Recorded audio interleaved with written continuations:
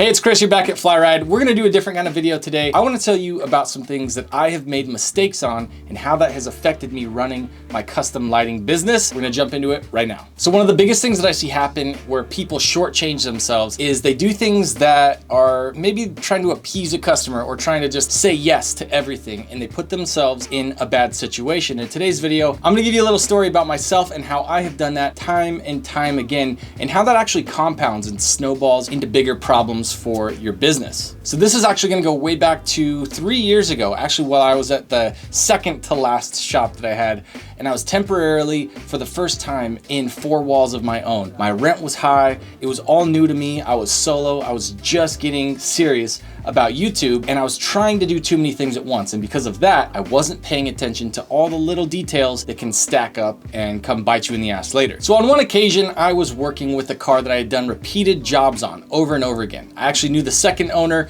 I knew the first owner, I had done a lot of work on this specific GTR, and I had an opportunity come up, but I wasn't specific. I didn't clarify and over communicate with my customer. If you can take anything from this video, it's that you need to over communicate with the people that you do business with. Specifically, if you're gonna put yourself out on a limb, which actually don't put yourself out on a limb. Make it very clear to somebody what they need to do so that you don't have to go out on a limb. So you don't have to trust anything, that you just know that you're secure. I did a bad job at explaining to somebody that I had some really cool headlights and I needed a deposit from them if they wanted to have those cool headlights. But what ended up happening was I didn't clarify that they needed to spend more than twice as much money as that deposit. And it ended up where I never got paid for years. So imagine this, you build some super dope lights. They're really expensive. They cost thousands of dollars new, and you're gonna package those things up and build all these extra functions in and custom paint this. You gotta pay the painter. You're gonna put in a bunch of parts. You gotta pay your suppliers for those parts. And then you're gonna spend hours and hours modifying things and packing them into one unit. But when you go to get paid,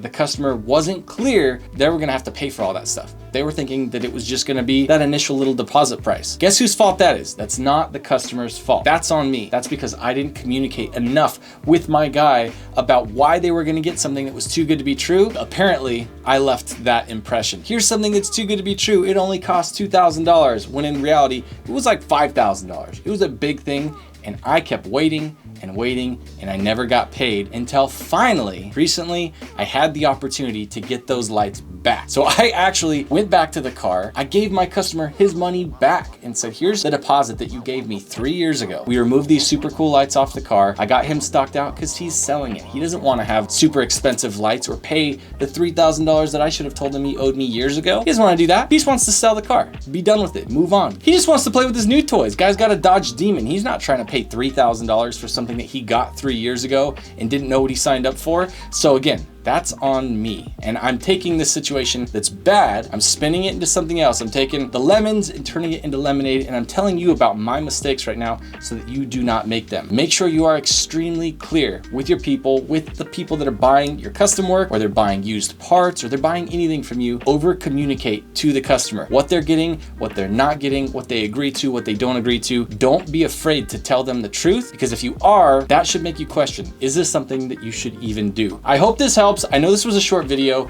I just wanted to show this awesome car and know that it all turned out for the best, and I wanted to end it by making this video for you so that you can win out there as you're building super cool custom lights for other people. All right, guys, I'm Chris. I'm out of here.